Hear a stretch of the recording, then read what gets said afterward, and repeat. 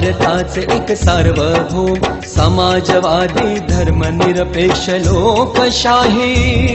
गणराज्य घडवण्याचा व त्याच्या सर्व नागरिकास सामाजिक आर्थिक व राजनैतिक न्याय विचार अभिव्यक्ती विश्वास श्रद्धा व उपासना यांचे स्वातंत्र्य दर्जाची व संधीची समानता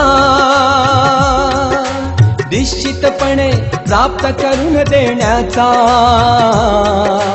आणि त्या सर्वांमध्ये व्यक्तीची प्रतिष्ठा